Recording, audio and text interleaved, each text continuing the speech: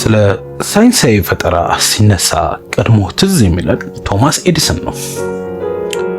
ሁላችንም ስለ ኤዲሰን የበረከቱ ፈጠራዎች በተለይም በየዕለት ኑሯችን ውስጥ መብራትን ስለማበረከቱ፣ ይሁን እንጂ መታወቅ ሲኖርበት እምብዛም እውቅና ያላገኘ ለነ ኤዲሰንና ሌሎች ፈጠራዎች አበርክቶ የበዛ እጅግ ባለተሰጥኦ ሰው አለ። እሱም ኒኮላስ ቴስላ ይባላል።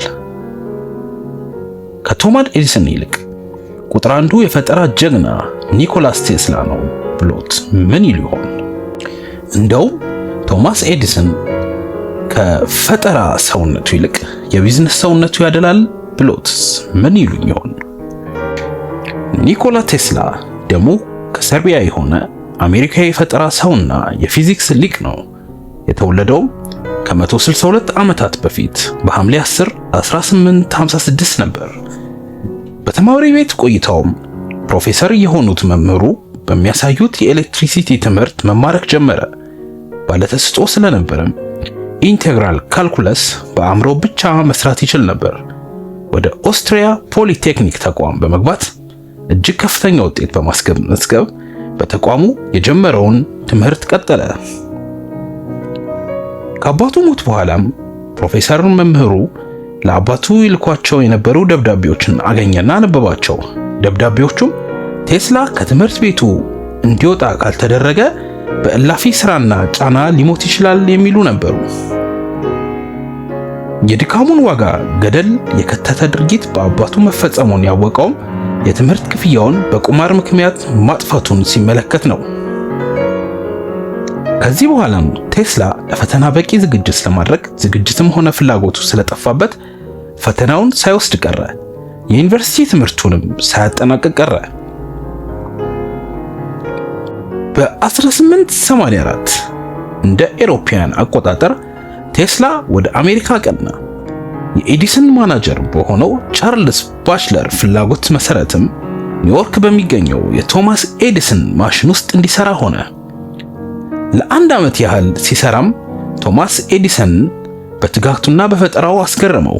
ሁለቱ በጋራ ሆነው የኤዲሰን ፈጠራዎችን ለማሻሻል መስራት ቀጠሉ። ይሁንና አብሮነታቸው ባለመስማማት በመለያየት ተቋጨ። ነገሩ እንዲህ ነበር። ኤዲሰን ቴስላን $50,000 ይሸልመው ዘንድ የኤዲሰንን ዲሲ ዲናሞች ዲዛይን እንደሚያሻሽል ሐሳብ ያቀርብለታል።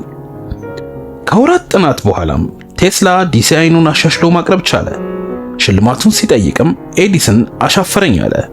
እየቀለደ እንደነበርም በመግለጽ ኤዲሰን ለቴስላ የአሜሪካንን ቀልድ አዋቂነት አታውቅም ማለት ነው እንዳለውም ተጽፏል። ይህን ስላቅና ክህደት ተከትሎ ቴስላ ከኤዲሰን ጋር መስራቱን አቆመ። ቴስላ ከኤዲሰን ኩባንያ ጋር ስራውን ካቆመ በኋላ የራሱን የመብራት ኩባንያ መሰረተ። በኤሲ ጅረት የሚሰራውን መብራት ቴክኖሎጂ አእምሯዊ ንብረትም ማስመዝገብ ቻለ። ነገር ግን ፈጠራውን ለገበያ አቅርቦት ለመምራት የቴስላ ኩባንያ ባለድርሻ ኢንቨስተሮች ፈንድ ለማድረግ አቅማሙ። በወቅቱ የነበረው የዘርፉ ጠንካራ ፉክክር ለኢንቨስተሮቹ ማመንታት ምክንያት እንደነበር ይነገራል። ኢንቨስተሮቹ ከኩባንያው ለቀቁ፣ ቴስላንም ባዶ አስቀሩት። አእምሯዊ ንብረቱም ለነበረበት የአክሲዮን ድርሻ እንደ ክፍያ ለማስረከብ ተገደደ። ችግር ላይ የወደቀው ቴስላ ሕይወቱን ለማቆየት ሲል የእጅ ሙያ እየሰራ ኑሮውን ቀጠለ።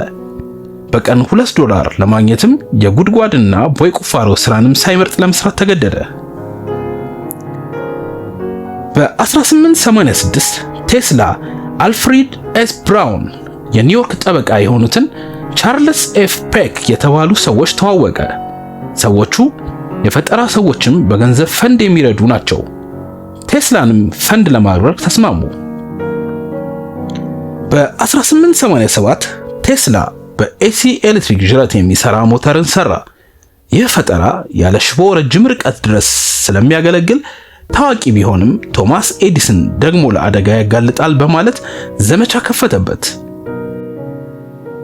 ዌስቲንግ ሃውስ የተባለ ተቋም ቴስላን ቀጠረውና ለዲሲ ጅረት የሞተር ፈጠራዎቹን ፈቃድ እንዲሁም ለራሱ ላብራቶሪ ሰጠው። የቴስላን ፈጠራ ተወዳጅነት የፈራው ኤዲሰን ከቴስላ የተሻለ የገበያ መላዎች ክህሎት ነበረውና በቴስላ ላይ ማንኛውንም ዘመቻ አድርጎ ገበያውን ለማሸነፍ ወሰነ። የኤሌክትሪክ ጅረት ዘመቻም ይሄኔ ተጀመረ። የቴስላ ፈጠራ በህዝብ እንዲፈራ በብዙ የደከመው ኤዲሰን በወቅቱ በህዝብ ፊት እንዲገደል የተወሰነበትን ነፍሰ ገዳይ ወንጀል ግድያ በቴስላው የዲሲ ኤሌክትሪክ ጅረት የተገጠመለት ተንቀሳቃሽ ወንበር ላይ ሆኖ በአደባባይ በጅረቱ እንዲሞት ከባለስልጣኖቹ ጋር መክሮ ተግባሪ እስከማድረግ ተጓዘ። በ1890 የነበረው የፋይናንስ ቀውስ ደግሞ ሰኔና ሰኞን በቴስላ ኩባንያ ላይ አመጣጠነበትና የገንዘብ ፈንድ ማግኘት ሳይችል ኩባንያው ከስሮ እንዲዘጋ አስገደደው። የዲሲ ሽቦ አልባ የኤሌክትሪክ ፈጠራው ዋነኛው ነው። ከቴስላ ልዩ ፈጠራዎች ውስጥ የዲሲ ሽቦ አልባ የኤሌክትሪክ ፈጠራው ዋነኛው ነው። ይህንን ፈጠራ በተለያየ መንገድ ዓለም መጠቀም ከጀመረ ቆይቷል። አሁን ላይ ደግሞ ተፈላጊነቱ ጨምሯል። ቴስላ ሞተርስ በመባል በመታሰቢያነት የተከፈተው የአሜሪካ ኩባንያም የኤሌክትሪክ መኪናዎችን መሸጥ ጀምሯል። በኤሌክትሪክ ጅረት ዘመቻው ኤዲሰን ቢያሸንፍም ጦርነቱን ያሸነፈው ግን ቴስላ ሆኗል። ቴስላ የፍሎረሰንት መብራት የፈጠራ ሳይንቲስት ነበር። ለራዲዮ ፈጠራው አለም ማርኮኒ የተባለ ሳይንቲስት እውቅና ብትሰጥም እውነታው ግን ቴስላን ከአንድ ዓመት በፊት በይፋ ፈጠራውን አሳይቶ ነበር። ይሁን እንጂ የአሜሪካ የአእምሮያዊ ንብረት ጽሕፈት ቤት የቴስላን ሮያሊቲ ክፍያ በመተው ፓተንቱን ለማርኮኒ ሰጥቷል። የመጀመሪያው የራዳር ሲስተም በ1934 ዓመተ ምህረት ሲፈጠር መሰረት ያደረገው የቴስላን የራዲዮና የኃይል ምጣኔ የ1917 ፈጠራዎች ላይ ነበር። ሪሞት ኮንትሮልን የፈጠረው ቴስላ ነው። በኒያጋራ ፏፏቴ ላይ ኤሲ ሃይድሮ ኤሌክትሪክ ፕላንት በ1895 ላይ ነበር በቴስላ የተገኘው። ቴስላ ኮይልንም በ1891 መፍጠር ችሏል። የኤሌክትሪክ ሞተርንም በ1930 ማግኘት ችሏል። በዓለም ጦርነትና በኢኮኖሚ ቀውሱ ሳቢያ ግን ለገበያ ለማቅረብ ምቹ ሳይደረግለት ቀርቷል። በ1900 ኒኮላ ቴስላ ታላቅ ፕሮጀክትን ጀምሮ ነበር። ፕሮጀክቱ ያለ ገመድ ለማስተላለፍ ሽቦ አልባ ግንኙነት ለመፍጠር የሚያስችሉ ግዙፍ የሆኑ ማማዎችን ግንባታም ያቀፈ ነበር። ቴስላ ሳይንቲስት እንጂ ስራ ፈጣሪ ኢንተርፕሬነር አልነበረም። ፈጠራዎቹ ከሱ ዘመን እጅግ የራቁ ናቸው። የአሜሪካ ከፍተኛ ፍርድ ቤት በ1943 ላይ ለማርኮኒ የነበረውን የራዲዮ ፈጠራ አእምሮአዊ ንብረት እውቅና ለቴስላ መሆኑን በማረጋገጡ ለቴስላ ሰጥቷል።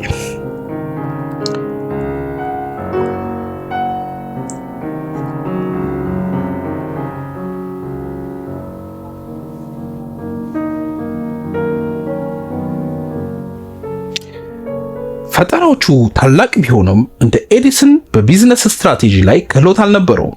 የሱ ፈጠራዎች ለሌሎች ፈጠራዎች መነሻ የሆኑ ዓለምንም ግለሰቦችንም ጠቅመዋል። የቴስላ ፈጠራዎች ግን አንዳቸውም ለፈጣሪያቸው ቴስላ ፈይደውለት አያውቁም። ቴስላ ትዳርም አልነበረውም። በአእምሮ ህመም በተለይም በሃሉሲኔሽን ይሰቃይ ነበር።